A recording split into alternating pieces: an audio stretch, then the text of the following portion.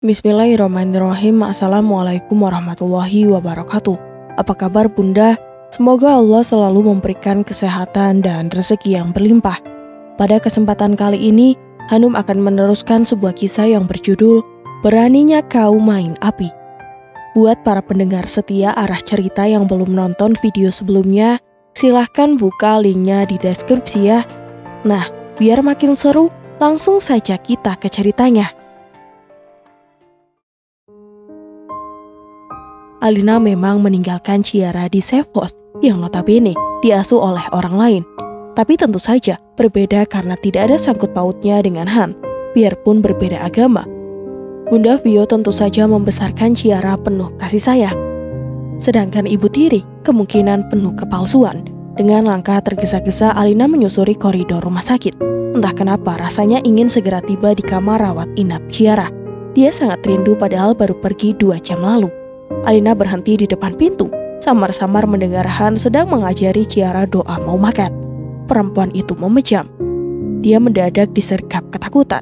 Betapa banyak catatan dosanya karena telah melalaikan kewajiban sebagai orang tua untuk mengajarkan nilai-nilai keagamaan. Betapa pedih siksa di neraka karena mengabaikan anak lantaran sibuk mengejar keduniawian. Perlahan, Alina membuka pintu.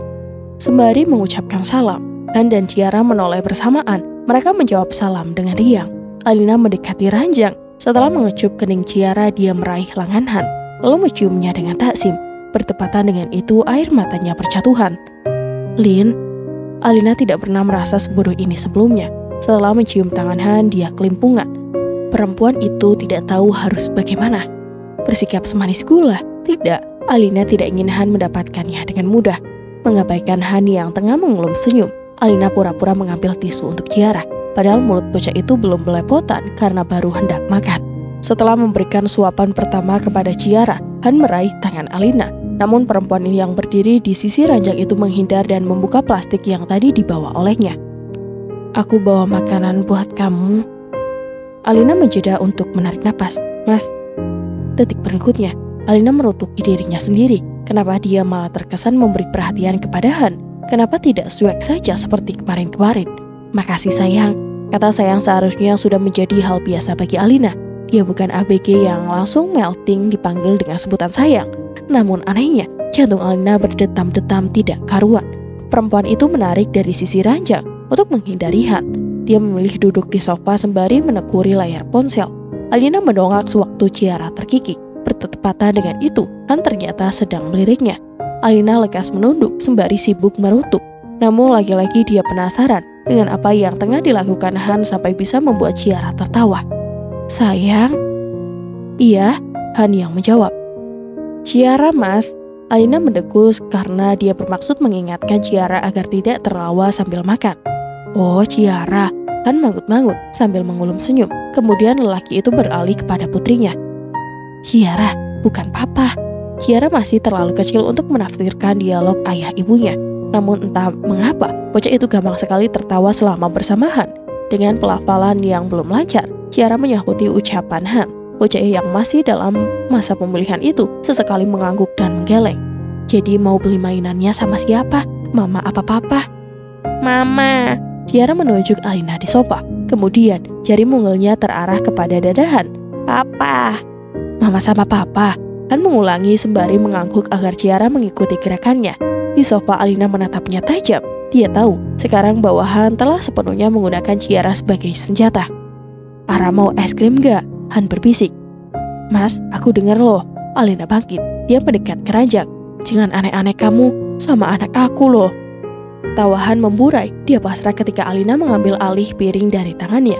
Dengan sukarela lelaki itu pun memberikan kursi untuk istrinya. Walaupun tugas menyuapi Ciara sudah digantikan oleh Alina, tapi Han tidak beranjak dari sana. Lelaki itu berdiri di samping ranjang dengan salah satu tangan bertumbuh pada sandaran kursi yang Alina tempati. Han tersenyum sembari memandangi istri dan anaknya. Dia merogoh ponsel, lalu memotret mereka. Ngapain kamu mas? Alina menoleh karena Han kemudian mengetik sesuatu di ponselnya. Sebelum menjawab, Han lebih dulu menunjukkan layar ponselnya kepada Alina. Ngabarin mama? Atau mending video call aja? Terserah, jawab Alina sembari menyuapi Ciara. Lin, Han menyentuh pundak Alina, membuat perempuan itu kembali menoleh. "Kamu gak kangen sama mama?" "Kangen," sahut Alina pelan. "Sama Mas?" Alina mencebik.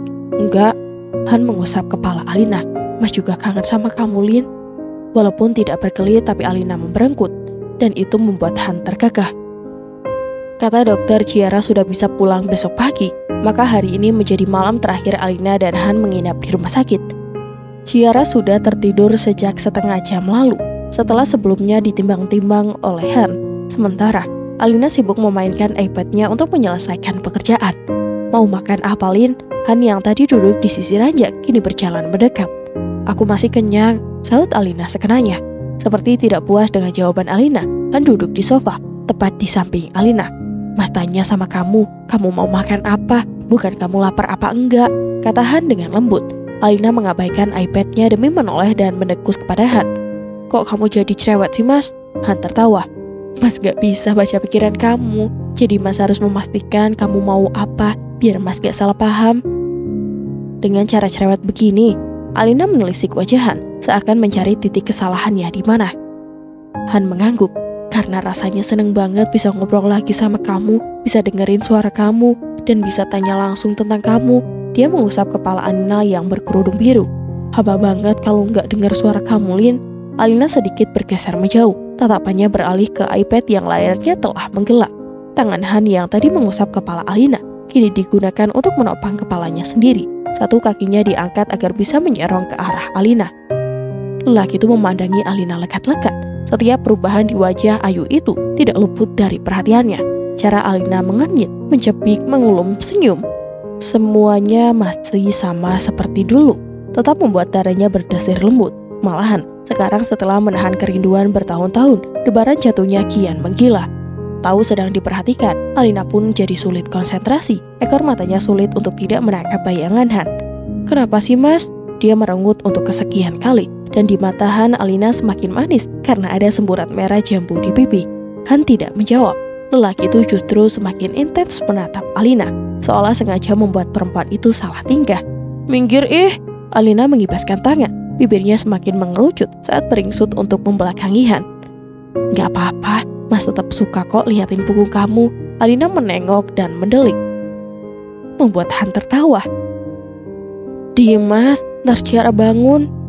"Ya makanya kamu jangan protes, Mas liatin." Sekali lagi, Alina melirik dengan tatapan jijik.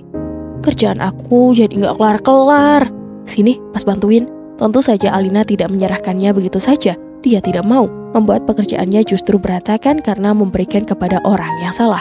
Alina mengerahkan semua fokusnya ke iPad, meski pada akhirnya gagal karena Han menuliskan sesuatu di punggungnya menggunakan jari telunjuk. "Kebaca nggak?" Alina memejam sambil berdesis. "Mas, kalau yang ini tahu nggak tulisan apa?" Sengaja sekali Han menguji kesabaran Alina, seakan-akan tidak takut jika perempuan itu akan mengamuk. "Kamu ingat gak, Lin, waktu kita pertama ketemu yang di kafe itu?" "Enggak." "Yang kamu liatin Mas terus." Alina menoleh cepat. "Kapan aku liatin kamu?" "Sekarang, ini kamu lagi liatin Mas." Merasa dikerjai, Alina kembali berbalik sambil bersungut-sungut. Di belakangnya Han memang tidak lagi menuliskan sesuatu di punggung, tapi lelaki itu melantur. "Waktu itu kamu liatin Mas karena Mas liatin kamu terus kan, Lin? Mas mau ngajak kenalan, tapi ada cowok yang tiba-tiba nyamperin kamu." Han menghela napas panjang. "Pertama ketemu langsung patah hati, Lin." "Lebay banget kamu," kata Alina tanpa menoleh sedikit pun. Merasa berhasil mencuri perhatian Alina, Han tertawa. Dia semakin bersemangat untuk mengenang masa lalu di mana mereka pertama bertemu. "Sebenarnya Mas udah hopeless, walaupun kepikiran terus sampai rumah, kayak gak rela aja kalau kita gak berjodoh." Sekarang tangan Han menyentuh tepian kerudung yang dikenakan Alina. "Sampai akhirnya kita ketemu pas ada acara kantor. Mas cari tahu kamu beneran udah punya cowok atau belum. Begitu tahu kamu single, Mas langsung minta nomor HP kamu." Tiba-tiba saja Han tertawa. "Mas inget banget, pertama nelpon dikira mau nawarin asuransi. Memangnya suara Mas mirip sama orang marketing asuransi ya?" Sebagai tanggapan, Alina hanya bergumam. "Kan Mas udah bilang kalau Mas yang minta nomor HP kamu di kantor. Apa jangan-jangan kamu gak inget sama Mas?" "Di kantor kan banyak orang, emangnya aku harus ingat semuanya?" "Oh, berarti yang minta nomor kamu juga banyak ya, Lin? Makanya gak inget sama Mas." Kamu kenapa sih tiba-tiba bahas masalah yang gak penting kayak gitu? Alina baru selesai menutup email setelah sebelumnya mengirim pekerjaan. Dulu juga gak pernah ingat. Kata siapa? Han menyadarkan kepalanya ke bahu Alina. Dia menghirup parfum perempuan itu dalam-dalam. Mas ingat kok. Oh ya? Alina berbalik, membuat Han harus rela menjauh dari bahunya. Dulu kamu gak ingat kalau istri ada di rumah? Sesaat Han diam. Mas gak lupa. Mas cuma bodoh saja. Dan Mas beneran menyesal. Mas minta maaf, Lin. Alina menggedikan bahu seolah enggan merespon kata maaf itu. Dia sudah terlalu muak dengan rasa kecewa yang selalu muncul setiap ingat bagaimana Han menghabiskan waktu bersama Brenda. Sekarang dia apa kabar? Tanya Alina. Dia membuka ponsel untuk memesan makanan. Entah kenapa tiba-tiba saja lapar. Siapa? Han tanya balik. Pacar kamu lah. Kamu kelamaan di sini emangnya nggak dicariin sama dia? Mas nggak pernah punya pacar setelah nikah sama kamu. Alina mencibir. Dia melirik Han dengan sinis. Kamu mau banget aku nyebut nama dia? Dia memutar bola matanya dengan malas. Gimana kabar Brenda? Han menggeleng dengan wajah tanpa dosa. Nggak tahu. Alina ikutan menggeleng, tapi disertai mimik wajah yang seolah-olah mengatakan, nggak percaya. Mas nggak tahu kabar dia setelah diusir mama. Diusir mama? Alina mengernyit. Dia beringsung menyerong ke arah Han. Kok bisa? Indah bukan tipe orang yang suka ingkar janji. Namun dia juga punya batas kesabaran ketika Brenda justru semakin menjadi-jadi mengejar Han. Seminggu setelah memberikan peringatan dengan harapan Brenda akan berubah, Indah akhirnya dengan berat hati menemui Lita, ibu Brenda yang mulai sakit-sakitan sekembalinya dari Australia. Sebenarnya, Lita pernah memohon kepada Indah untuk tidak mengatakan kepada anak-anaknya bahwa rumah yang di Jakarta sudah dijual. Wanita itu beralasan bahwa dirinya tidak mau membuat anak-anaknya terpukul jika mengetahui orang tuanya bangkrut. Karena tadinya berpikir bahwa Lita dan keluarganya akan menetap di Australia, maka Indah mesetujuinya. Dia merasa tidak keberatan. Terlebih sudah ada akta jual beli dan sertifikat rumah yang telah berganti menjadi namanya. Bagi Indah, tidak ada salahnya membeli sebuah rumah, apalagi berhadapan dengan tempat tinggalnya sendiri. Jika usaha cateringnya berkembang pesat, dia tidak akan kekurangan tempat. Kedatangan Indah disambut baik oleh Linda. Selayaknya bertetangga pada umumnya, mereka berbasa-basi sebentar sebelum akhirnya fokus pada tujuan awal. Dengan berat hati Indah mengatakan ketidaksukaannya terhadap kelakuan Brenda. Saat mengetahui itu, Lita meminta maaf berkali-kali. Walaupun satu rumah, dia mengaku jarang berkomunikasi dengan Brenda karena gadis itu sering pulang malam. Paginya bahkan pergi sebelum sarapan. Brenda memang banyak berubah setelah pindah ke Australia, ujar Lita. Perubahan yang terjadi pada Brenda tentu terbaca oleh Indah. Dia tidak lagi melihat Brenda pergi beribadah. Padahal dulu, gadis itu rajin sekali ke gereja dan aktif dalam setiap kegiatan keagamaan. Brenda adalah anak yang baik dan sopan. Makanya, Indah pun senang dia berteman dengan Han. Tidak ada satupun tingkahnya yang membuat jengkel. Namun begitu kembali ke Jakarta, Indah terkejut melihat Brenda berubah menjadi liar. Saya sudah menasehati agar Brenda tidak lagi mengganggu Han, tapi Brenda selalu membentak saya, bahkan kakaknya saja kalah. Indah sebenarnya tidak sampai hati untuk mengutarakan maksud kedatangannya. Namun, dengan sangat terpaksa pun dia akhirnya berkata, "Maafkan saya, Bu. Sebenarnya saya sudah tidak bisa membantu kalian, Lita. Saya minta rumah ini cepat dikosongkan." Lita terbelalak. Wanita itu mengira Indah hanya akan menyuruh agar dirinya menegur Brenda. "Saya beri kalian waktu 1 minggu untuk berkemas," kata Indah lagi. Tentu saja Lita bernegosiasi. Dia minta tinggal 6 bulan lagi sembari menunggu kabar suaminya yang terjerat kasus di Australia. Wanita itu memohon, bahkan hendak berlutut di kaki Indah. Namun sebanyak apapun air mata Lita, tidak mampu menggoyahkan keputusan Indah untuk mengusir mereka dari rumahnya. 5 hari setelah kedatangan Indah, keluarga Brenda belum berkemas. Mereka menjalankan aktivitas seperti biasa, seolah tidak ada apa-apa. Geram karena dirinya seolah disepelekan, Indah menghubungi kontraktor. Keesokan harinya alat berat didatangkan dan siap merobohkan rumah yang ditinggali keluarga Brenda. Pagi itu, suasana mendadak heboh. Brenda histeris karena diusir paksa. Dia menjadi garda terdepan untuk menghalang-halangi operator alat berat. Brenda ngotot bahwa keluarganya tidak pernah menjual rumah itu. Dia menuduh jika Indah hanya mengada-gada, tidak mau kalah dan timbul fitnah. Indah menunjukkan akte jual beli rumah dan sertifikat atas nama dirinya. Penghuni kompleks perumahan itu geger. tetangga berkerumun. Menyaksikan keluarga Brenda akhirnya mengalah dan terpaksa pergi dari sana. Atas kejadian itu, Indah menjadi buah bibir. Dia dianggap kejam dan tidak berperi kemanusiaan. Padahal selama ini dia sudah baik, memperbolehkan Lita dan anak-anaknya tinggal di rumah itu secara cuma-cuma. Aduh bu, pengajiannya sih rutin, tapi nggak punya empati sama tetangga. Mentang-mentang bega agama, Bu Lita diusir. Dunia cuma sementara bu, gak ada ruginya kalau nolongin orang. Indah memilih menutup kedua telinganya rapat-rapat. Dia tidak peduli dikucingkan. Orang lain yang tahu luarnya saja, tanpa mau mengerti bahwa dirinya dirudung penyesalan karena tidak bisa menyelamatkan rumah tanggahan. Wanita itu rela mengeluarkan uang banyak untuk merobohkan bekas rumah Lita agar Brenda paham bahwa dirinya tidak main-main. Tindakan gila Indah tentu sudah dibicarakan dengan anak-anaknya. Kakak-kakak Han sangat setuju, bahkan siap seandainya terjadi apa-apa. Sementara kakak perempuan Han bertugas mengawasi kemana perginya keluarga Brenda setelah diusir. Hubungan Brenda dengan saudara ibunya tidak terjalin dengan baik. Sejak dulu, mereka berseteru, jadi saat tiba-tiba meminta bantuan, Brenda dan keluarganya diabaikan. Kenalan dekat Lita pun demikian, mereka enggan membantu karena keberatan jika harus menampung 3 orang dewasa serta 1 anak kecil.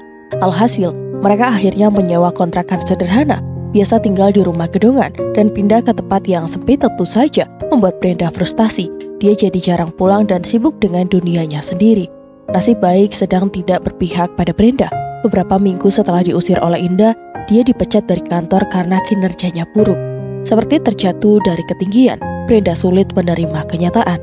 Terlebih setelahnya dia tak kunjung mendapatkan pekerjaan. Keluarga Lita tentu saja semakin kelimpungan karena Brenda resmi jadi pengangguran.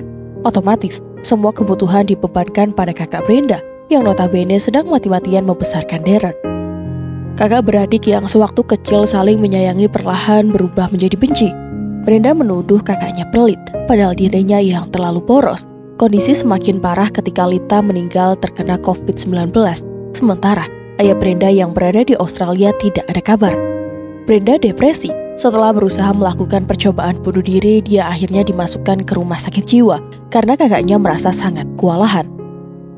Kasian, Alina bergumam setelah mendengar cerita dari Han. Kamu sering jenguk. Laki-laki yang sekarang merebahkan kepalanya di pangkuan Alina itu menggeleng. Buat apa? Ya kasih support biar cepat sembuh. Han yang tadinya terlentang sekarang piring, sehingga kedua tangannya bisa memeluk pinggang Alina. Jangan-jangan kamu nyari aku karena Brenda sakit.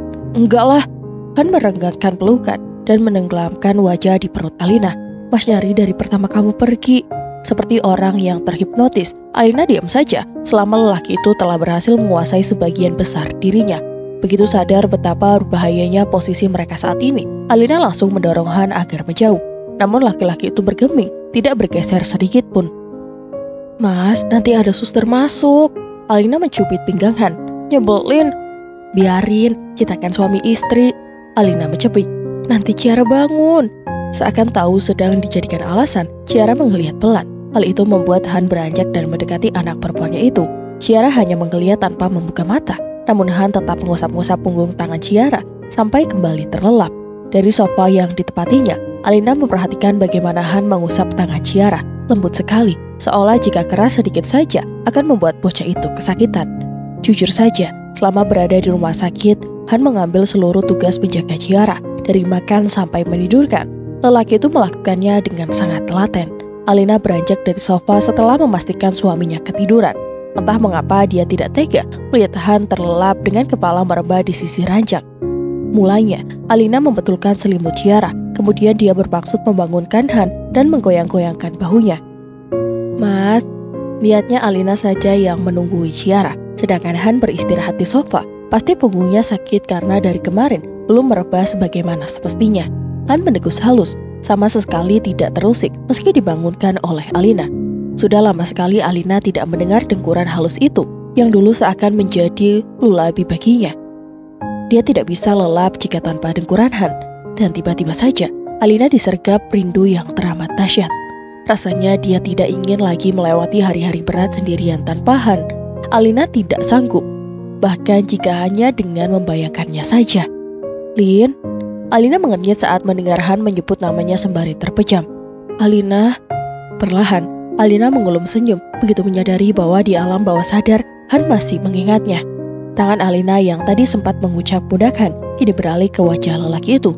Di rahang suaminya yang terlihat tirus, dia mengusapnya perlahan. Setelah memastikan Han sangat lelap, Alina pun kembali ke sofa.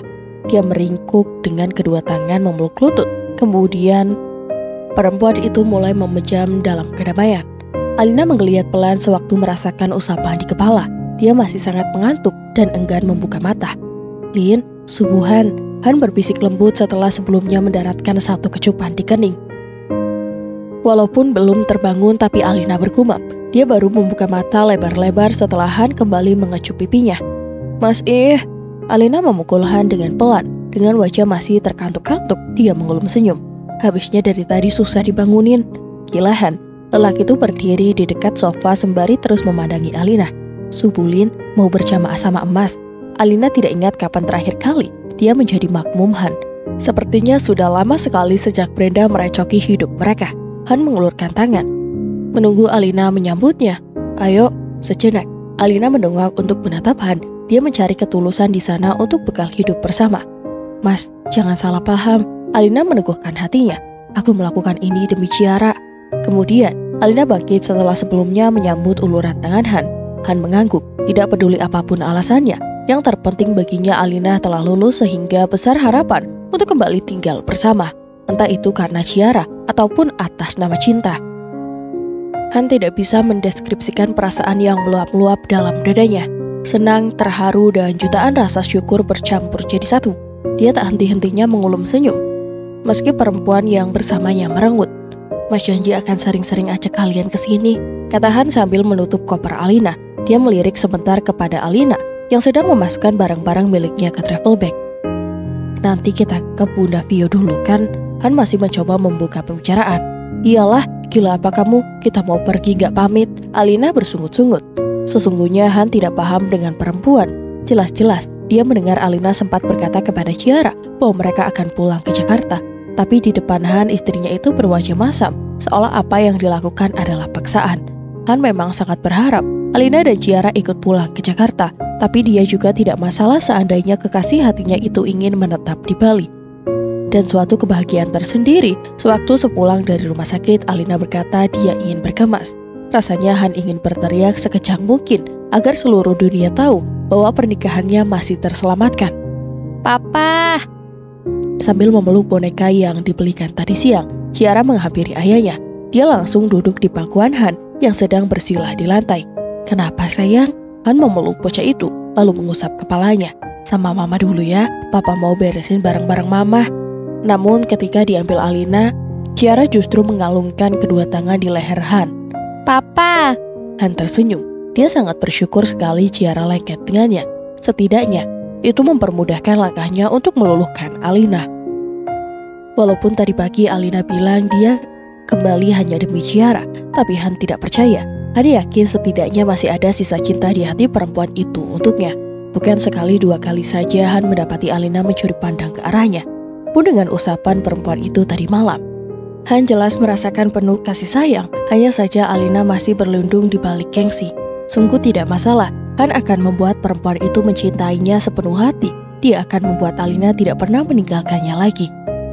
"Flight kita jam berapa, Mas?" tanya Alina. Dia sedang menyiapkan baju ganti untuk besok pagi. "Jam 11:30, Lin. Kita punya waktu pagi-pagi buat pamit sama Bunda Vio. Kamu udah pesan hotel?" "Hotel?" Han mengernyit. Masih memeluk Ciara dalam pangkuan. Dia menatap Alina dengan bingung. "Buat apa?" "Buat kamu nginep malam inilah." "Loh," Han semakin terlihat bodoh sewaktu menoleh keranjang di belakangnya. "Kan Mas bisa nginep di sini," ucapnya pelan. Alina langsung mendelik. Enggak boleh." Bukan hanya Han, Ciara pun memandangi ibunya dengan bingung. Pasalnya, Alina melotot sambil berkacak pinggang. Kelihatan galak sekali. Han menggaruk kepalanya yang tidak gatal. "Kita kan dari kemarin udah satu kamar, Lin." Alina mengerang dengan suara yang ditahan-tahan agar tidak berteriak. Dia berkata, "Kemarin kan di rumah sakit, Mas. Beda." "Gitu ya?" Han mengangguk-angguk lalu menghembuskan napas lelah sebelum akhirnya menatap Ciara. "Sayang, nanti bobo sama mama ya." Ciara yang tidak tahu apa-apa hanya diam. Namun begitu ditaruh di tempat tidur dan Han baru selangkah meninggalkannya, bocah itu merengek seraya merentangkan kedua tangannya. Han menatap Alina seolah berkata, Betul, Lin, Ciara nggak mau ditinggal. Namun tentu saja Han tidak berani berkata secara langsung. Dia takut Alina ngamuk dan malah urung ikut pulang ke Jakarta. Melihat drama perpisahan seorang anak dan ayah, Alina mendegus. Bahunya melorot setelah gagal membujuk Ciara agar membiarkan Han pergi. Sejatinya, Ciara adalah anak penurut. Bahkan kata Bunda Vio, bocah itu paling mandiri dibanding anak-anak seusianya. Namun entah mengapa, setelah bertemu Han malah kolokan. Papa! Ciara merentangkan tangan sembari menyodongkan badannya agar segera diraih Han. Dengan raut putus asa, Alina akhirnya berkata, "Ya udah deh, demi Ciara." Han mati-matian menahan senyuman. Setelah menggendong Ciara, dia mendongak menatap langit-langit. Dia sampai kesulitan bernapas karena dadanya seakan meletup-letup. Karena sebelumnya memiliki pola tidur yang sudah terjadwal. Ciara pun lelap sebelum pukul 9 malam. Sebab itu pula, kamar yang sudah Alina tempati selama 2 tahun lebih itu jadi hening. Tidak ada lagi celoteh bocah yang gemar tebak warna. Han sudah merebah di sisi Ciara. Satu lengannya dijadikan bantalan oleh bocah itu, sehingga tidak bisa kemana-mana. Dia takut jika bergerak sedikit saja, putri kecilnya akan terbangun. Alina baru selesai mengirim email, walaupun bosnya berkata dirinya boleh menyelesaikan pekerjaan setelah tiba di Jakarta. Tapi Alina tidak ingin menunda-nunda pekerjaan. Lagi pula dia bingung harus bagaimana karena berada dalam satu kamar yang sama dengan Han. Perempuan yang mengenakan bergo itu melirik ke arah ranjang. Dia memandangi Han yang sedang membelai rambut Ciara. "Gak tidur, Lin. Kita harus ke safe house pagi-pagi banget kan?" Rencananya, Han akan mengadakan acara perpisahan kecil-kecilan di safe house. Dia sudah berunding dengan Bunda Vio dan mendapatkan persetujuan. Alina bergumam, lalu beranjak dari kursi dan menutup gorden.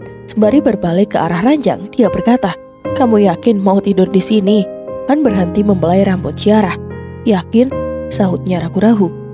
"Memangnya Mas harus tidur di mana?"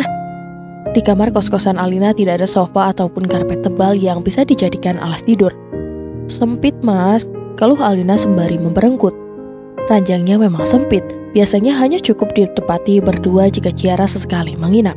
Han bergeser lebih ke tepi. "Mas miring kok." Kemudian lelaki itu menepuk-nepuk kasur kosong di sisi Ciara. Maksud Alina bukan itu. Dia berharap Han mengalah tidur di lantai meski hanya beralasan selimut. Malas berdebat, Alina pun akhirnya naik ke ranjang. Tanpa melepaskan bergo marun yang menutupi rambutnya, dia menarik selimut. "Kamu biasa tidur pakai kerudung, Lin?" "Enggak," jawab Alina lirih. "Terus, Mas kan mahram kamu, Lin." Detik berikutnya Han segera menambahkan, "Tapi nggak apa-apa kalau kamu belum nyaman sama Mas." Alina mengabaikan Han, kendati belum terlalu mengantuk. Dia memilih memejam untuk menghindari percakapan. Suasana hening, Ciara begitu tenang dengan napas teratur. Lain dengan kedua orang tua yang sibuk meredam geredang di dada masing-masing. Sesekali apapun pergerakan di rahang itu dapat dirasakan jelas oleh Alina. Dia mulai bersiaga saat merasakan kasur di sisinya sedikit goyah. Alina langsung membuka mata, begitu merasakan ada kaki yang menyentuh betisnya, dia beringsut menjauh. "Dingin, Lin." Han nyengir begitu ketahuan menyusup dalam selimut yang sama. Tanpa menunggu penjelasan lebih lanjut, Alina meraih remote AC dan menaikkan suhunya. Tujuan Alina menaikkan suhu AC adalah agar Han keluar dari selimut. Sayangnya, Han kurang peka. Lelaki itu justru memasukkan tangannya ke bawah selimut. "Kamu pernah bayangin momen kayak gini nggak, Lin?" tanya Han tiba-tiba. Menggunakan tangan yang dijadikan bantal oleh Ciara, dia memainkan tepian bantal Alina. "Masa lalu bayangin tidur bareng sama kalian, ternyata damai banget ya, Lin." Tidak bisa dijadikan sebagai tanda setuju, tapi juga bukan sanggahan. Bagi Han, itu artinya Alina hanya gengsi mengakui. "Cocoknya Ciara punya adik kalau udah berapa tahun ya, Lin?" Han tidak ubahnya seorang yang bosan hidup, karena sesaat setelah mengatakan hal itu, dia harus menerima cubitan dari Alina. Ditambah lagi, dia juga harus rela dipunggungi istrinya. Tidak kehilangan akal, Han justru mengusap-ngusap kepala istrinya. Kurang ajar sekali laki-laki itu, karena membuat Alina terjaga sepanjang malam, takut tiba-tiba ada tangan yang menggeranyang. Selain bosnya, Bunda Vio adalah orang yang sangat berjasa bagi Alina selama di Bali. Kebaikan yang tak terhingga, itu rasa-rasanya tidak akan pernah bisa dibalas dengan apapun. Suasana safe house, tawa bayi-bayi lucu, dan senyum ramah para perawat akan selalu Alina kenang. Dia merekam momen perpisahan itu untuk dijadikan penawar rindu di kemudian hari. berat bagi Alina meninggalkan tempat yang sudah membuatnya belajar banyak hal tentang rasa syukur, toleransi, dan kasih sayang tanpa pamrih. Lambai tangan Bunda Vio, para pengurus safe house, serta bocah-bocah mungil tanpa dosa mengiringi kepergian Ciara bersama kedua orang tuanya. Ada air mata serta senyum bahagia yang berderai di waktu yang sama. "Kita akan sering-sering kesini, Lin," kata Han sembari merangkul Alina. Sementara Ciara berada dalam gendongannya. Taksi yang mereka tumpangi melaju, meninggalkan sekelumit kisah yang pernah Alina torehkan di Bali. Ciara belum tahu apa-apa tentang perpisahan. Tidak ada kesedihan di wajahnya saat harus meninggalkan teman rekan yang tumbuh bersama. Yang bocah itu tahu, dia senang berada dalam dekapan Han.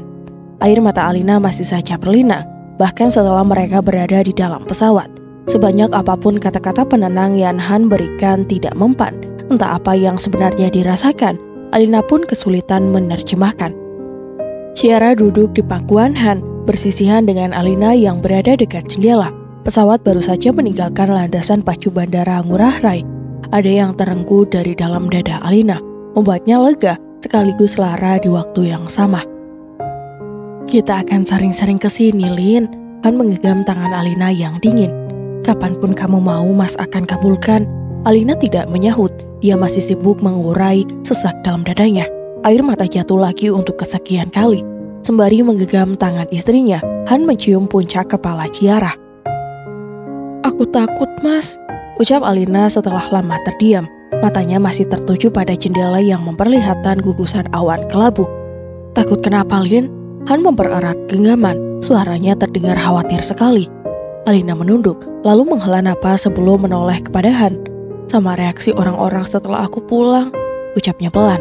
"Lin, gak perlu takut, Mas bakal selalu ada buat kamu." "Aku malu," Alina menunduk lagi. "Sama Mama." Han menyelipkan jari-jari di antara jemari Alina, lalu mengenggamnya. "Mama sayang banget sama kamu, Lin. Mama juga kangen banget sama kalian." Alina tidak lagi bicara, tapi jemarinya bergerak, balas menggenggam tangan Han erat-erat. Seorang wanita tergopoh-gopoh menyosong kedatangan cucunya. Air matanya berjatuhan, tapi senyumnya mengembang. "Lin," nama Alina yang disebut, tapi Ciara yang dipeluk. Sembari terdugugu, Indah mengelus-ngelus cucunya.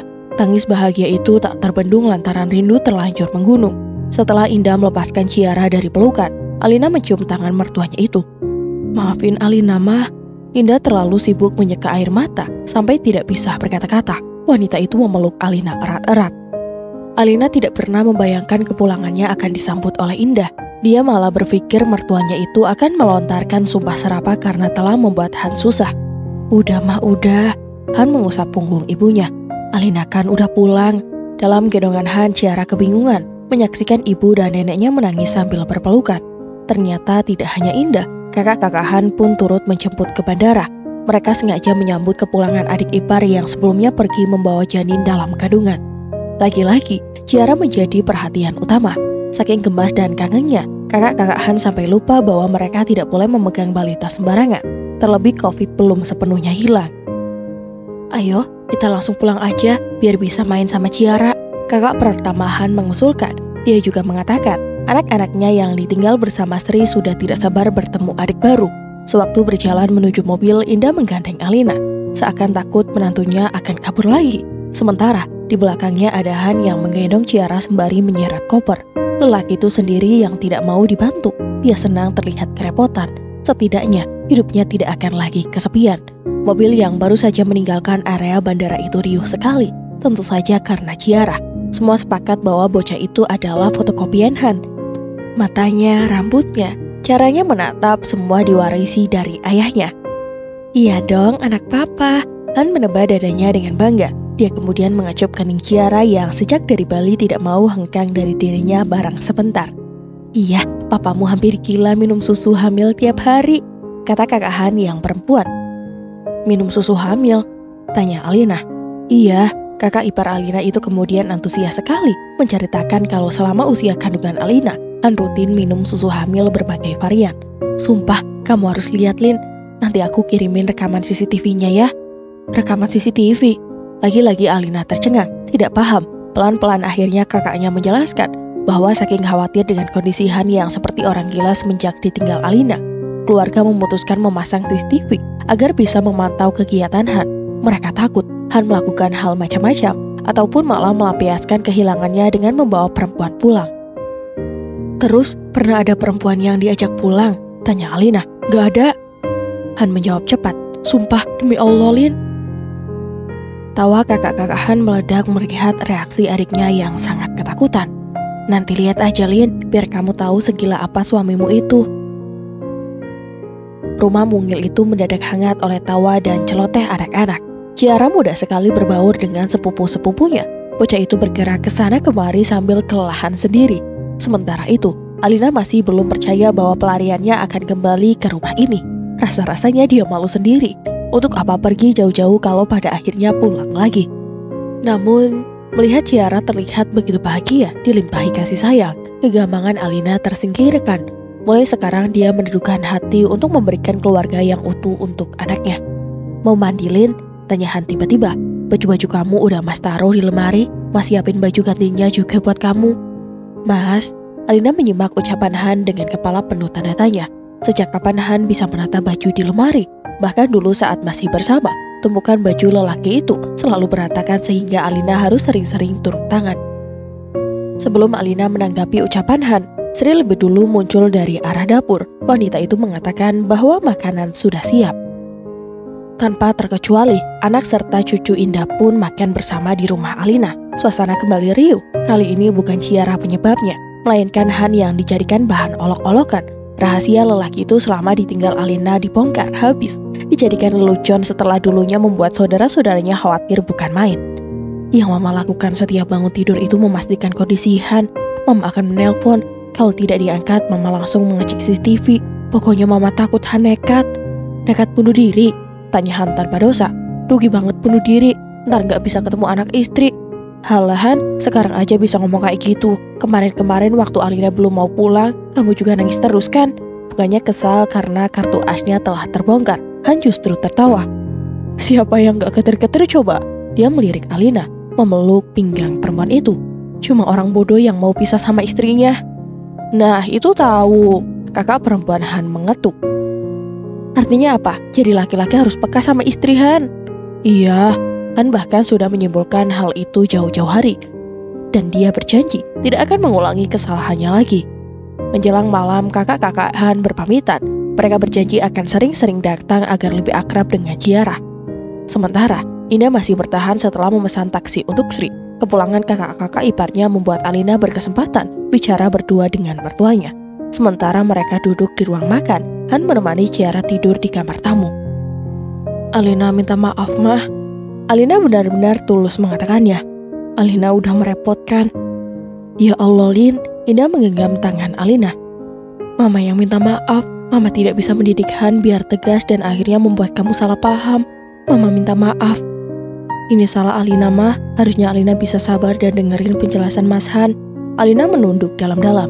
Alina bukan istri yang baik, Mah. Alina menggeleng. Wanita itu menempelkan jari telunjuk di bibirnya. Jangan bilang begitu, Lin. Setiap rumah tangga memang selalu ada ujiannya. Semua itu wajar, Lin. Kita hanya manusia biasa, punya kekurangan dan kelebihan masing-masing. Kedua tangan Indah benar-benar menggenggam telapak tangan Alina. Mama hanya berpesan, kalau nanti ada masalah jangan sungkan buat bilang sama Mama. Nanti Mama yang akan menegur Han. Mama tidak mau kehilangan kamu lagi. Maaf, Mah. Kata maaf yang diucap berkali-kali pada akhirnya disudahi ketika jarum jam menunjuk pukul 9:30 malam. Mama nginep di sini ya, Lin. Bibir Alina bergerak, baru akan menjawab ketika Han lebih dulu keluar dari kamar tamu. Ciara sudah tidur, Han? Tanya Indah. Wanita itu bangkit dari duduk. Mama tidur dulu ya, Lin. Lagi-lagi Alina hanya bisa tercengang sewaktu mertuanya masuk ke kamar yang ditempati Ciara. Begitu pintu kamar ditutup oleh Indah, Alina dan Han saling pandang.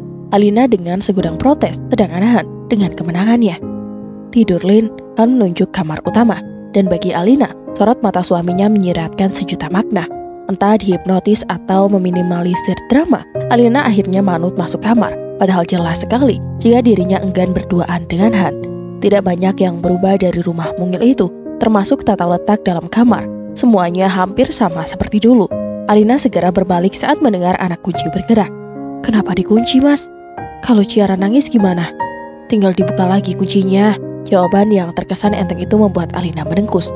Dia semakin yakin Han dan ibunya telah berkonspirasi dalam hal ini. Mata Alina menguasai seluruh pergerakan Han. Dia meningkatkan kewaspadaan layaknya tawanan yang hendak melarikan diri. Han naik ranjang, lalu menyadarkan punggung di hardboard. Kenapa, Lin? Tanya lelaki yang mengenakan piyama abu-abu itu. Alina menggeleng pelan. Dia kemudian memberanikan diri mendekat ke ranjang dan duduk di tepian. Perempuan itu mengenakan pasmina yang jika dibawa tidur pasti jadi berantakan. Maka setelah mempertimbangkannya, dia akhirnya mulai melepas penutup kepala. Sewaktu Alina melepas kerudungnya, Han tidak berkedip sedikit pun. Lelaki itu menahan napas karena panas mulai menjalar di seluruh tubuhnya. Tidak hanya pasminanya, Alina juga melepas sanggul sehingga rambut panjangnya yang hitam legam jatuh tergerai. Han menelan ludah. Dia kehilangan kemampuan bicara, bahkan sekedar memuji kecantikan istrinya. Dia kewalahan meredam debar jantung yang berdentam-dentam. Mas? Malahan, Han tidak sadar bahwa Alina bertanya apakah pintu depan sudah dikunci atau belum. Udah, Lin. Setelah mendengar itu, Alina menarik selimut dan merebah. Awalnya dia terlentang, tapi kemudian dia miring ke kanan, menghadap ke arah Han yang masih setengah duduk. Kalau dengar Ciara nangis, tolong bangunin aku ya, Mas. Aku ngantuk. Iya. Singkat saja jawaban Han, tapi detik berikutnya dia malah ikut berbaring. Alina sudah terpejam saat Han bertanya pelan. Udah tidur, Lin? Diam, tidak ada jawaban. Han beringsut dan telungsup dengan kepala meneleng ke arah Alina. Dipandanginya istrinya itu lama-lama. Mas bahagia banget, Lin. Kita bisa bareng-bareng lagi. Kalau bahagia tidur, Mas. Tiba-tiba Alina menyahut pertanda dari tadi masih terjaga. Han tertawa pelan. Susah, Lin. Alina mencebik. Tidur, jangan berisik. Diam-diam perempuan itu membuka mata untuk mengintip apa yang dilakukan Han. Tidur, Mas, ucap Alina dengan gemas setelah melihat Han justru tengah memandanginya lekat-lekat. Kamu dulu, Lin, nanti Mas tidur kalau udah ngantuk. Untuk kedua kalinya Alina mengerucutkan bibir. Dia kemudian menarik selimut sampai batas dada. Karena gerakannya itu pula, rambut bagian depannya jatuh menutupi pipi. Di luar kendali dirinya sendiri, Han menyelipkan rambut Alina ke belakang telinga. Nalurinya sebagai lelaki menggerakkan jemari untuk mengusap pipi istrinya. Pada titik itu, tatapan keduanya bertemu.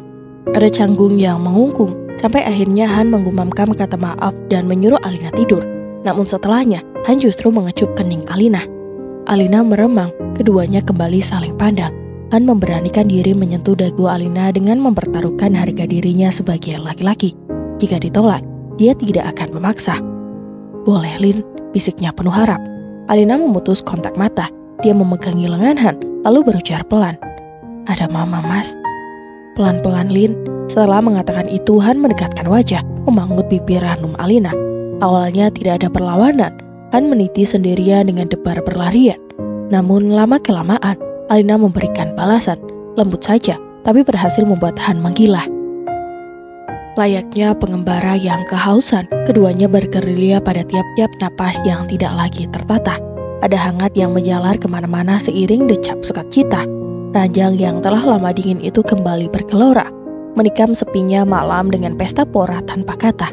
Kedua raga telah menyatu, meleburkan kecewa, menyambut manisnya cinta. Atas nama rindu yang syahdu, Han dan Alina saling merayu, mengejar kulminasi hakiki. Selepas tuntas, kedua manusia itu terkulai lemas di bawah selimut yang bisu. Dalam dekapan Han, Alina menyuruhkan wajah ke ceruk leher lelaki itu. Dengan mata terpejam, dia bergumam, Mas, aku tuh nggak KB tahu. Satu hal yang tidak disukai Alina di rumah itu adalah karena kamar mandinya tidak menyatu dengan kamar mandi tidur.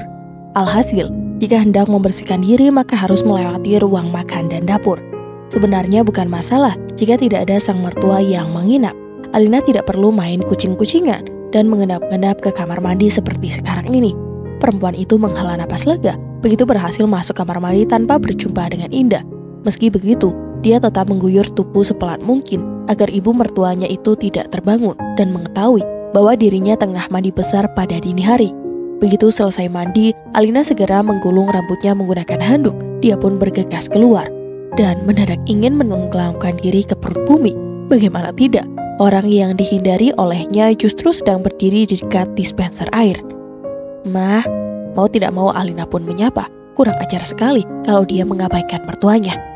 Lin, Indah menoleh. Tatapannya tertuju pada handuk di kepala Alina. Pun dengan backdrop yang dikenakan menantunya itu lebih dari cukup menginformasikan bahwa dugaannya memang benar. Ada yang habis mati besar. Ciara bangun, Mah. Tentu saja Alina mencari pengalihan. Enggak, sahut Indah cepat-cepat. Aman kok, Lin, sambung wanita itu dengan senyum dikulum. Mama mau sholat malam. Oh, itu saja karena Alina tidak punya pilihan kata yang tepat untuk menyembunyikan rasa malunya. Ya udah, Mama ambil wudhu dulu, Lin. Sesaat setelah Indah berlalu, Alina pun cepat-cepat masuk kamar dan langsung melempar tatapan sinis kepada Han yang baru selesai melipat sajadah. Kenapa, Lin? Han menatap istrinya dengan heran. Pasalnya, baru beberapa jam lalu mereka mengarungi lautan samudra penuh gelora, tapi sekarang Alina berwajah masam. Ngeselin, Alina menggerutu sambil membuka lemari mencari piyama. Ngeselin gimana? Kurang. Alina mendelik begitu mendengar kata terakhir tak ayal. Han pun tertawa. Kenapa sayang? Lelaki itu dengan lembut menyentuh bahu istrinya yang masih berbalut backdrop. Aku tuh malu, Mas, sama Mama. Wajah Alina bertambah keruh. Bisa nggak sih bikin kamar mandi dalam aja? Malu gimana? Ya malu, tadi Mama lihat. Alina menunjuk handuk di kepalanya. Pasti Mama mikir yang enggak-enggak. Han tidak bisa menahan tawa, tapi langsung bungkam karena Alina mencubitnya. Kita kan suami istri, apa salahnya coba? Han merentangkan kedua tangan. Mama juga pasti ngerti, makanya nginep sini buat jagain Ciara. Alina memicik, lalu mengacungkan telunjuk ke arah lelaki yang baru menunaikan sholat malam itu. Jangan-jangan ini memang rencana kamu? Enggak, Han tidak berbohong. Tapi ya alhamdulillah banget karena Mama pengertian. Alina menengkus, lalu berbalik untuk membuka laci nakas. Dia menutupnya kembali setelah menemukan hair dryer yang pernah ditinggalkan hampir 3 tahun itu. Perempuan itu bergerak mencari stop kontak. Terlalu lama pergi membuatnya lupa dengan beberapa hal kecil di rumah itu. Melihat istrinya kebingungan, Han tidak tinggal diam. Lelaki itu mengenakan sarung dan baju koko itu membimbing istrinya untuk duduk di kursi meja rias. Setelahnya, dia menyambungkan hair dryer ke stop kontak. Aku aja, Mas. Alina berusaha meraih hair dryer, tapi Han melarang. Ini tanggung jawab Mas. Walaupun diliputi kebingungan atas perlakuan suaminya, Alina manut saja ketika Han mulai mengeringkan rambutnya. Sepanjang pernikahan mereka, bahkan sewaktu masih pengantin baru, lelaki itu tidak pernah seperhatian ini. Di sela kegiatannya mengeringkan rambut Alina, Han sesekali menghirup wangi sampo perempuan itu. Wangi banget, Lin. Mulanya apa yang dilakukan Han masih dalam tahap wajar, meski sesekali menghirup rambut Alina yang dijumput olehnya. Namun sebelum pekerjaannya itu selesai, Han yang sejak tadi mengagumi kecantikan istrinya dari pantulan cermin, sekarang membungkuk dan mengecup pelipis Alina. Merasa mendapat lampu hijau karena tidak ada penolakan, Han mematikan hair dryer dan menaruhnya di meja. Lelaki itu kini sepenuhnya membikai pipi Alina. Mas, Alina memundurkan kepala sembari mengernyit. Dia menengkus gelagat mencurigakan dari suaminya. Cantik banget, kata Han. Ibu jarinya mengusap bibir Alina yang kemerah-merahan meski tanpa polesan gincu. Mas, aku belum KB loh, keluh Alina dengan harapan Han berhenti. Gak apa-apa, Ciara udah siap punya adik, kata Han, lalu mulai melabuhkan ciuman. Alina membalas sekilas, tapi kemudian menghindar sewaktu tangan suaminya mulai merayap kemana-mana. Mas, perempuan itu memohon. Masa nanti subuhan mandi lagi? Gak apa-apa, air kita kan banyak. Enteng sekali Han mengatakan itu seakan dia lupa kalau sang ibunya sedang menginap di rumah mereka. Apa jadinya jika Indah mengetahui kalau pasangan suami istri itu keramas 2 kali dalam satu pagi? Mas, walaupun mimik wajahnya menolak, tapi Alina tidak melawan ketika Han membawanya ke ranjang, menanggalkan bathroom yang bahkan belum sempat diganti piyama. Sepanjang hari itu senyum Indah merekah mengalahkan bunga yang bermekaran di halaman. Wanita itu menyambut puluhan anak yatim yang sengaja diundang ke rumah. Dia menggelar acara syukuran atas kepulangan menantu tersayang. Bukan hanya Indah, Han juga mengungkapkan rasa syukurnya dengan mengirim santunan kepada beberapa panti asuhan yang tidak terlalu jauh dari tempat tinggalnya. Sepanjang acara berlangsung, Indah menggendong Ciara. Wanita itu memonopoli cucunya itu dengan alasan kangen. Waktu pertama bertemu, Ciara memang masih malu-malu dan hanya menempel dengan Han. Namun bocah periang itu mulai akrab dengan keluarga papanya, terutama Indah yang semalam menemaninya tidur. Nanti Ciara nginep di sini ya, Lin. kata Indah setelah acara syukuran selesai. Wanita itu memangku cucunya. Sekarang keluarga besar Indah berkumpul di ruang tengah sembari menikmati kudapan. Takut nangis mah, kata Alina, walaupun sebenarnya tahu bahwa Ciara jarang sekali menangis malam karena selama di Sevo sudah dilatih tidur mandiri. Enggak, semalam juga enggak nangis kan? Indah mengambil boneka yang dijatuhkan Ciara ke lantai. Biar kalian punya banyak waktu berdua. Pipi Alina memerah. Sebenarnya dia sedang ingin menghindari Indah karena tadi pagi kepergok keramas lagi menjelang subuh. Gak gitu mah, maksud kami tuh takut nanti Ciara jadi keterusan kalau tidur harus ditemenin.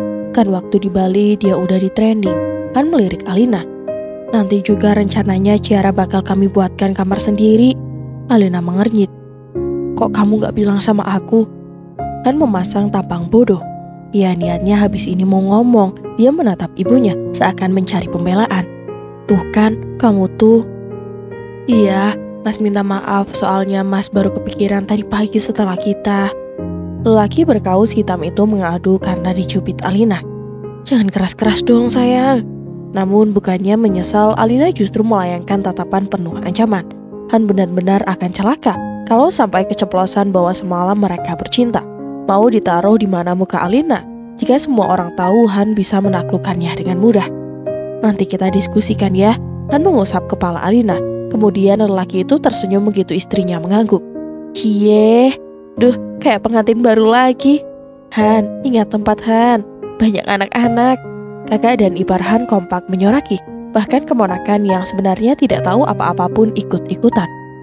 Cie, Om Han sama Tante Alina. Han dan Alina gagal membawa Ciara pulang. Bocah itu terlalu betah di rumah neneknya karena beberapa kakak sepupu juga ikut menginap di sana. Alhasil dalam perjalanan pulang, Alina dan Han lebih mirip orang pacaran. Mereka berpegangan tangan dan sesekali melempar candaan. Ingat gak Lin, waktu kita first date? Han menoleh sebentar sebelum kembali memperhatikan jalanan di depan. Mas ajak kamu ke pameran lukisan, kita jalan ke sana dan kita cuma plonga-plongo karena sebenarnya sama-sama gak ngerti seni, iya kan? Todong Alina. Tawahan pecah. Itu kacau banget sih. Mas ajak ke sana karena tadinya mikir kamu suka lukisan. Dan aku mau diajak ke sana karena ngira kamu yang suka. Gak taunya karena gak punya alasan buat ngajak jalan, kata Alina. Nyebelin kamu tuh, apa susahnya sih? Nanya kesukaan aku, kayak gitu kan jadinya. Han masih sibuk dengan tawanya. Kan malu, baru kenal langsung nanya-nanya. Daripada langsung ngajak jalan, kan pengen deket sama kamu. Han menggenggam tangan Alina dan mengejupnya berkali-kali. Mas sayang banget sama kamu. Karena sedang menyetir, Alina memperingatkan agar Han fokus ke jalan. Dia sempat diam beberapa saat sebelum akhirnya ingat tentang rencana membuatkan kamar untuk Ciara. Kamar sebelah kita renov aja buat Ciara sayang, kata Han. Mas udah nyari tukangnya sih, tapi belum nentuin konsepnya. Aku gak ngerti desain mas. Mas sebenarnya udah nyari-nyari kabarnya. Lelaki itu mengambil ponsel dari konsel box. Kamu lihat aja di galeri. Alina menerima ponsel Han. Sandinya, tanggal jadian kita sayang. Alina mengernyit. Kamu ingat mas? Karena setahunya Han tidak pernah mengajaknya merayakan hari jadi. Baik waktu pacaran maupun setelah menikah. Han mengusap puncak kepala Alina. Mas gak pernah lupa sama semua hal tentang kamu. Masa? Alina tentu saja tidak serta-merta percaya. Namun apa yang Han katakan selanjutnya sungguh membuatnya tercengang. Bahkan Mas hafal siklus haid kamu. Lelaki itu tersenyum tipis. Untuk kebanyakan orang mungkin itu adalah hal sepele. Namun tidak bagi Alina. Dia merasa terharu karena nyatanya Han memperhatikan detail dalam hidupnya. Untuk menutupi perasaan yang meluap-luap, Alina membuka ponsel Han. Dia menemukan puluhan gambar anak yang ternyata sudah dikumpulkan Han sejak awal pertemuan mereka di Bali. Ponsel Han masih berada dalam genggaman Alina sewaktu mereka tiba di rumah. Perempuan itu masuk lebih dulu. Sedangkan Han menurunkan beberapa hampers yang niatnya akan dibagikan kepada para tetangga. Tiba-tiba ada sebuah pesan yang masuk ke ponsel Han. Mas, ada chat nih dari Pak Suryo, kata Alina setelah menghentikan langkah. Dia bermaksud memberikan ponsel itu kepada suaminya. Han menyusul masuk sembari membawa beberapa hampers. Tolong balesin dong Lin, kirim aja gambar yang tadi kata kamu bagus. Emangnya Pak Suryo siapa? Orang yang bakal ngerenov kamarnya Ara. Tanpa bertanya lagi, Alina pun membalas pesan Pak Suryo sesuai perintahan. Namun ketika hendak keluar dari WhatsApp, matanya tertuju pada dua pesan tersemat. Satu adalah nomornya saat ini, sedangkan satu lagi. Dengan tangan gemetar, Alina membuka room chat itu, menggulirnya sampai pesan teratas. Mata perempuan itu mulai berkaca-kaca, begitu satu persatu deretan aksara terbaca. Dada Alina bergemuruh, seiring air mata yang pada akhirnya luruh. "Lin," Han memanggil dari ruang makan. Alina tidak menyahut, dia masih sibuk membaca ribuan pesan yang dikirim. "Sayang," Han menyusul dan langsung menghampiri begitu melihat Alina menangis. "Kamu kenapa, Lin?" Bukannya menjawab, Alina malah memeluk dada Han. "Kamu jahat banget sih, Mas." "Jahat kenapa?" Dia membiarkan Alina membukuli dadanya. "Memangnya Pak Suryo ngomong apa ke kamu?" Alina menggeleng. "Kok kamu masih ngechat nomor itu sih?" Han semakin kebingungan. "Nomor siapa?" Dia mengambil alih ponsel dari tangan Alina, lalu membaca pesan yang membuat istrinya mengamuk. "Ngapain coba kamu chat nomor itu?" Alina memberenggut. "Nomor itu kan udah aku buang. Kalau tiba-tiba nomor itu dipakai orang lain, terus chat kamu kekirim ke orang lain gimana? Kan Mas kangen sama kamu, Lin." Beruntungnya nomor Alina yang sudah tidak aktif belum didaur ulang dan digunakan oleh orang lain. Jadi semua chat Han tidak pernah terkirim. "Jahat tahu." Alina yang tadi sempat memukuli dada Han sekarang memeluk erat. "Sengaja banget bikin aku nyesel." "Kamu tahu kan, Mas, kalau aku balik ke sini karena Ciara?" Suara Alina serak karena masih menangis. "Iya," walaupun alasan itu tidaklah penting, tapi Han ingin memastikan sesuatu. "Emangnya beneran udah gak sayang?" Dalam dekapan Han, Alina menggeleng sebelum akhirnya mendongak hingga kedua pasang mata itu bertemu. "Kamu pikir aku mau tidur sama orang yang gak aku sayang?" Mendengar itu, Han mengelum senyum. "Mas tahu kok kemarin kamu bohong." Alina mencibir. "Tahu dari mana coba?"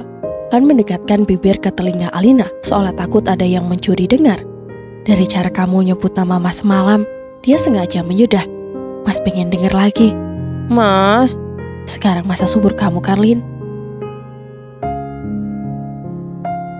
15 tahun adalah waktu yang cukup lama untuk meninggalkan tanah kelahiran. Banyak perubahan seiring dengan semakin canggihnya teknologi, tak terkecuali gondosuli jalanan yang dulu banyak lubang kini sepenuhnya teraspal. Beruntungnya, hamparan hijau persawahan masih dipertahankan. Udara segar pun mudah didapatkan dan menjadi kebahagiaan tersendiri bagi Alina yang sehari-hari menjibaku dengan polusi di Jakarta. Namun tidak hanya keindahan gondosuli saja yang membuat senyum Alina mengembang. Dua pusara di depannya sukses membuat perasaannya membuncang tidak karuan. Rindu, haru, dan pilu dibungkus dalam satu lengkung. Alina bahagia pada akhirnya bisa berziarah ke makam kedua orang tuanya, ditemani Han dan juga Ciara. Setidaknya, dia tidak datang sendirian dan terlihat menyedihkan. Ada rasa bersalah dalam hati Alina karena baru kali ini mengajak Han berziarah ke makam orang tua. Dulu saat hendak menikah, dia enggan membawa Han pulang kampung karena takut keselamatannya terancam. Matahari naik sepenggala saat Han selesai memimpin doa. Lelaki itu menunggu Alina yang masih meringkung rindu. Mengusap nisan kedua orang tuanya dengan untayan doa. Setelah dirasa cukup, Alina pun bangkit. Dia berjalan di sisi Han yang menggendong Ciara. "Kita harus sering-sering kesini, Lin, biar makamnya terawat," ujar Han ketika mereka melintasi gerbang makam. "Biar nanti anak-anak juga tahu makam kakek neneknya." Alina mengangguk. Dia tidak punya alasan untuk menyanggah saran Han. Ditambah lagi, perasaannya sedang tidak karuan. Gondosuli dan semua hal di dalamnya tidak akan pernah bisa membuat perasaannya baik-baik saja. "Mau turun?" Pertanyaan Han membuat Alina yang dari tadi menatap keluar jendela mobil akhirnya menoleh. Perempuan itu tidak mengatakan apa-apa, tapi dari sorot matanya seolah memohon kepada Han untuk segera dibukakan pintu. Han turun lalu berlari kecil untuk membukakan pintu sebelah kiri. Dia mengambil Ciara dari pangkuan Alina agar istrinya itu bisa keluar dengan mudah. Sesaat setelah turun, Alina tertegun. Bangunan 2 lantai di depannya jauh lebih baik ketimbang bayangannya.